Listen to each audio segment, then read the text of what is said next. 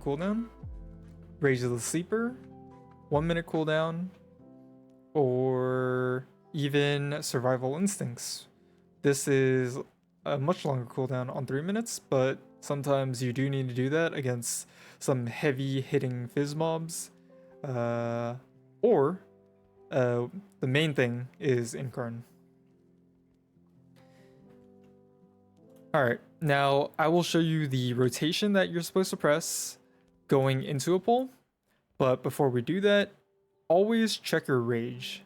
If you are at 25 rage or less, or if you're below 25 rage, quickly shift out of bear form and shift back into bear form, and that will give you 25 rage. Okay, so shift back into bear form, 25 rage. When I go into a pack, you're going to charge in, you're going to thrash, and then you're going to press Iron Fur instantly.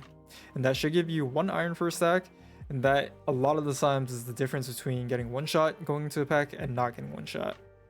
So again, pop Bark Skin, charge in, Iron Fur, thrash Iron Fur, okay? That will give you 1 stack, you have Bark Skin rolling, and that is the main way to not get 1 shot. So I'll show that again. Again, alternatively, you can press Rage of the Sleeper or Incarn. So I'm going to shift into bear form, pop Rage of the Sleeper, charge in, thrash, and then instantly try to press Iron Fur. On 3 targets, hitting thrash will not give you enough rage unless you proc a Galactic Guardian or the mobs melee you so that you generate a bit more rage. But generally speaking, on 4 to 5 mob packs, you will instantly have enough rage when you press thrash, and they'll give you your instant stack of Iron Fur. When it's 3 targets or less, you can charge in and alternatively do a Mangle, and Mangle will instantly give you the Iron Fur. The problem with doing Mangle first as opposed to thrash is aggro.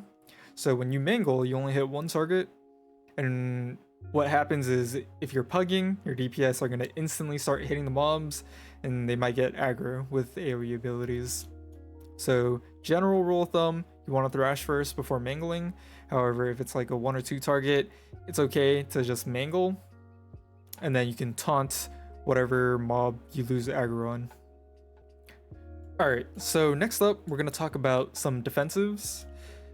As far as defensives go, Guardian Druid this time around has quite a lot more, and it's mainly due to Lunar Beam.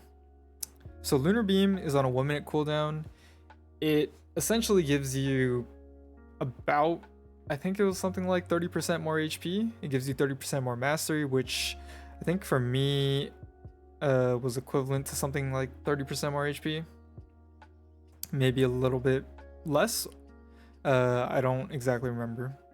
But it also does quite a lot of healing, which is pretty good. However, the main thing, let's see if I can find it, is right here, Lunation. This thing reduces your Lunar Beam cooldown by 3 seconds every single time you use an arcane ability. So Moonfire, Thrash is also a lunar ability now because of, where is it? Right here, Lunar Calling. Thrash becomes an arcane ability, so you're pretty much reducing the cooldown on your Lunar Beam very, very often. And on top of that, for the most part, you're probably pressing Moonfire over Swipe now, and that will continuously decrease your Lunar Beam to something like a 30-second cooldown on average. So you have a 30-second defensive in Lunar Beam, 1 minute on Rage of the Sleeper, and a 45-second on Bark Skin. You have these 3 minor defensives to work with, and obviously there's a slight offensive, slight offensive, and obviously there is damage built into Rage of the Sleeper and Lunar Beam. On top of that, you also have Incarn, which is probably something like a 2-minute 30 cooldown with Ursoc's Guidance. And this will be your major defensive. For the most part, as a Guardian Druid, rule of thumb is you do a big pull with Incarn, and then a smaller pull outside of Incarn, and then again a bigger pull with Incarn. So it kind of alternates. Big pull, big pull, small pull. Now this won't always be the case, and that's where you can pop some of your bigger defensives like Survival Instincts. It's a 3-minute cooldown. It's great when you don't have Incarn, you do a bigger pull, you have to survive a Tank Buster perhaps in a pull.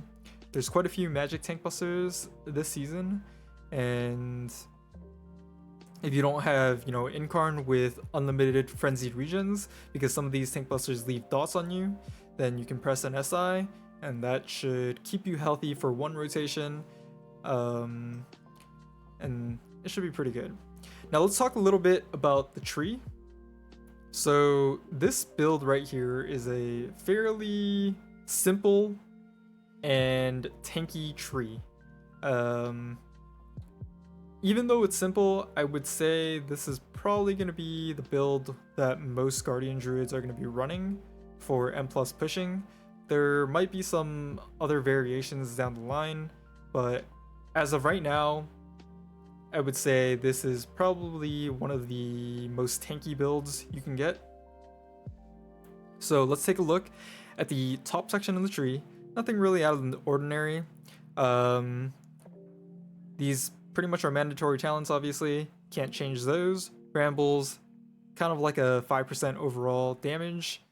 And then Berserk Ravage. This allows us to do Mangle Thrash inside of Incarn. Must-have talent now because we are not playing Raise. Okay, and Raise is down here at the bottom of the tree. In the past, Raise was something we took and we just spammed the Raise. So this talent was slightly optional. You didn't really need to take this because you just constantly spammed the Raise, and that's all you pressed, even inside of Incarn. However, because we're not playing Raise now, our rotation inside of Incarn is Mangle Thrash. Now for Ursoc's Endurance, this is, I want to say, a mandatory talent. It's very close to it. The increased duration on Iron Fur is very, very important, not just for survivability, but also for damage. Because you're running Thorns of Iron, you're able to stack up higher stacks of Iron Fur, and that plays directly into your Thorns of Iron damage.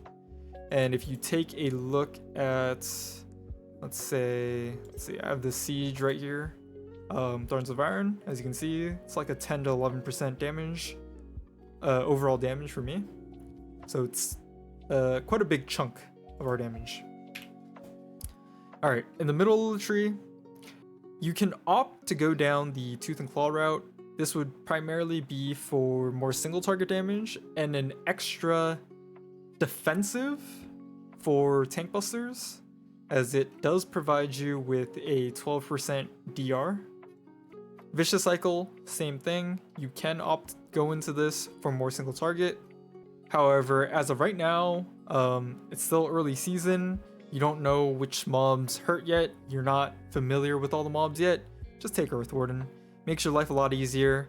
Reinvigoration gives you a lot more Frenzied Regions, so it is quite nice. Say for example, there's one of the new dungeons. There's a Tank Buster that comes in. You didn't press a defensive for it. You drop to 30% HP. You panic, press Frenzied Regen, happens again, you panic, press Frenzied Regen again. You might not have enough Frenzied Regens, however, with the Reinvigoration, you'll certainly have plenty of Frenzied Regens. You'll have enough for every single set, is what I'm trying to get at. This might not be the play later down the line, once people are more familiar with dungeons, but for the most part, Earth Warden, you don't have to play proactively.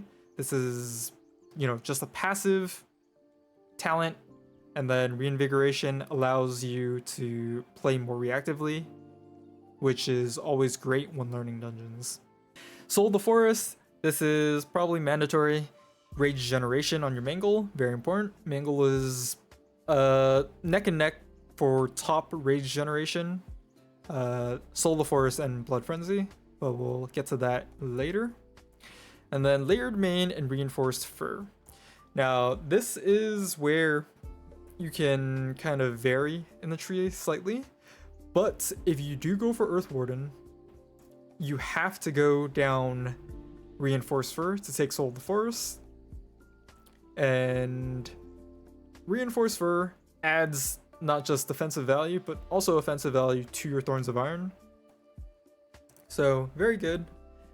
Layered mane is meh, I guess. It does give you additional stacks of Iron Fur, so it does play into the Thorns of Iron damage, but for the most part, it provides no additional benefit to, or no additional defensive benefits, and we'll get to that right after the last section of the tree. So for this last section, you really want to grab Rend and Tear. This is 6% increase overall damage as well as damage reduction, so kind of a must-have talent. Very, very good. Unchecked Aggression, this just increases your haste. Also very, very strong because this increases your bleed from Thrash, increases the ticking, as well as your Moonfire, which is also ticking. So haste is more important this season compared to in the past because both your Thrash and your Moonfire are affected by haste. More damage, more healing, more rage generation. Very, very important. This is just straight arcane damage. This is where you can opt to take out a point or two. Maybe you want to help heal your group a bit more. You can go to Dream of Cenarius. Maybe you want 2 charges of SI. You can do that. You would take it out of Fury of Nature for the most part. And then Persistence. This one is where slightly optional if you decide to go down the After the Wildfire tree. So let me show you guys what it would look like. You can technically do this as well. I know some Guardian Druids do run this. And then that way you could opt to take the point out of Persistence and place it somewhere else. Ursock's Endurance perhaps. But personally for me, I like to have the unlimited frenzied regions inside of Incarn because that allows me to save my defensives for outside of Incarn. So let me reset the tree again. Mandatory to go down this aisle to get the Lunar Beam. Nothing you can really do there. And then Loon's Favored, very strong talent. Increases, or you heal for 25% of all of your arcane damage. And let me just show you real quick. Loon's Favored, quite a bit of healing. Incarn, this is what makes Guardian, unkillable. Inside of Incarn, you pretty much cannot die as a Guardian Druid unless, you step in a puddle you're not supposed to, step in a frontal, whatever the case might be. But if we're just talking about pure damage, things like that, you get hit, you heal it back up with Frenzied Regen, and you're perfectly fine. You just mangle thrash, plenty of additional healing from Loon's Favored. Extremely hard to die in Incarn. If you do die, you probably messed up the rotation, or you got hit by something you probably could have dodged. Ursock's Guidance, in combination with Blood Frenzy, is how you get more Incarn usages. So Incarn baseline is a 3-minute cooldown.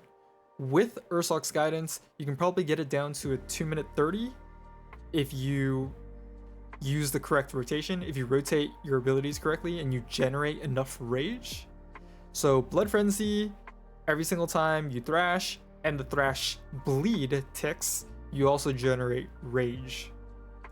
All of that rage you are spending on Thorns of Iron. You have no other spender aside from Maul, and that would primarily be for single target situations. On AoE, you are simply spamming Thorns of Iron, and that's pretty much it. So my recommendation for a lot of a lot of beginner Guardian Druids is to have Thorns of Iron on your mouse button 4, mouse button 5, or maybe even frictionless scroll wheel. And then on your keyboard, you press Mangle Thrash, Mangle Thrash. And this is because Thorns of Iron is not on the same global cooldown as Mangle and Thrash. Iron Fur has a separate cooldown of 0.5 seconds. So while you are doing your Mangle Thrash rotation, you can spam Iron Fur at the same time. So very important. And then Circle of Life and Death is pretty much mandatory as well, because Thrash and your Moonfire are ticking dots. This just makes it so that, you know, they tick faster, you generate more rage, you heal more, you deal more damage. That's pretty much it. As far as the hero talent tree, you only have a few options. You pretty much don't take Stellar Command. The damage of your Fury of a Loon is pretty much non-existent. Lunar Beam is kind of it is something, but Lunar Calling is just much better. Making Thrash arcane allows you to again have faster lunar beams because lunation, and all of your lunar buffing abilities also buff Thrash now, so it's good for Thrash damage essentially. Here's where I think you have the choice between Astral Insight and Light of Elune. For Astral Insight, I've been testing both. Light of Elune is okay. However, I would primarily take this for the rage generation. The damage from the Fury of Elune isn't very high. It's something you could definitely pass up and take Astral Insight, where your arcane damage is increased by 10% while inside Incarn.